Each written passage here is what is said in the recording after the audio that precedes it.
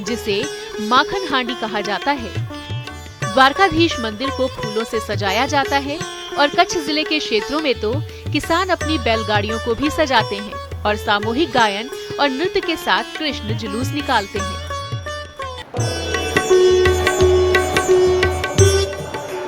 महाराष्ट्र में भी जन्माष्टमी की अलग ही रौनक देखने को मिलती है।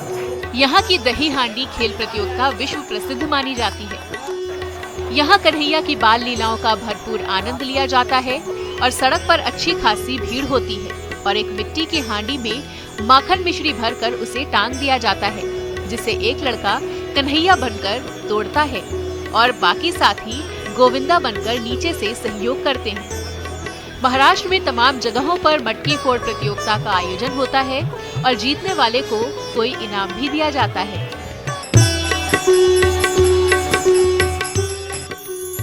राजस्थान में निराले हैं भगवान श्री कृष्ण के स्वरूप। सांवलिया सेठ मंदिर के सेठ हैं गिरधर गोपाल।